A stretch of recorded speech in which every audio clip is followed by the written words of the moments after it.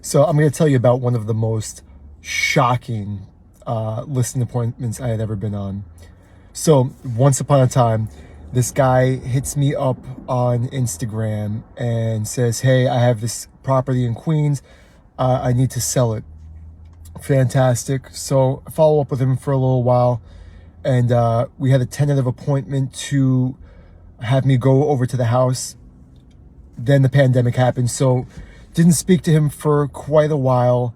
Followed up, but really went nowhere. And then like 2.5 years later, he hits me up again on Instagram like, hey, I need to sell this place. I need you to get over here. So, okay, awesome. So what's your number? Let me give you a call, because, you know, obviously it's better than sending texts back and forth to actually be able to get the full picture. So I call him up, and this guy's like, yeah, just do it. Sell the fucking thing. Just fucking sell it. I'm like, so why exactly? You said just fucking sell it. So I'm like, okay, when are you going to be free? Like, let me just, this is an odd conversation, so let me just get this thing scheduled. So, we scheduled the appointment to go over there. Seems a little weird, so I'd asked one of my partners to come with me just in case, because you never know. You're going to a stranger's house, and the guy just seemed peculiar. It seemed like it might be a good idea. So we go to his house, and I go to ring the doorbell, but it's hanging from a wire. So that's out. So I knock on the door. No answer. I notice that the door is like already open, so I knock on it again and just kind of push it open, and this guy's just standing there in the shadows, like,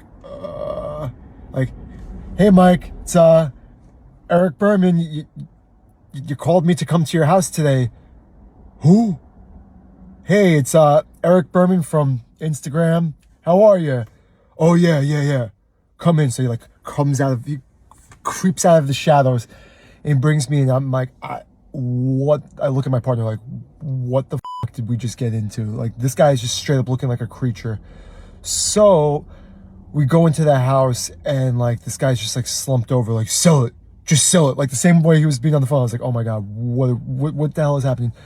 So he's just like slumped over, and I was like, dude, what are you on right now? Because he was clearly like, he was on drugs or drunk or something. So he told me, he's like, my girl just broke up with me. So I was like, oh, all right. You know, we've all been there. We've all had some, you know, I mean, most of us probably don't call realtors to come to their house while they're in that kind of state, but like, I can empathize with the guy. So I'm asking him more about it, and trying to talk to him about, you know, what it is that we do for marketing, trying to, you know, be a professional and stay in the pocket. And next thing I know, this guy's like sitting on the floor, just like poorly eating a peach, just like slopping out of his mouth. And I was like, dude, like, again, what do you want? He's like, no, I'm just drunk. I'm like, all right. So we talked through everything, and he was still just sell the house. I finished the appointment up and told him, look, I'll call you back tomorrow so we can go over the contracts for real, because probably not good to, you know, have somebody signing contracts in that kind of state. Pretty sure it's not legal to do that either. So called him the next day. He apologized for everything. We went back like 2 days later, got the contract signed, put the house on the market, and then everything was going good. I had some showings. After 2 weeks, we had an accepted offer. And then he was just like, I'm moving to Greece. Pulled the house off the market. Then never heard from him again. And then I put some post up on like, around Super Bowl. He made some weird, drunk, nasty comments on my page. So had to block him. So I don't think he's going to see this post, but buddy, if you're out there, you're fucking psycho.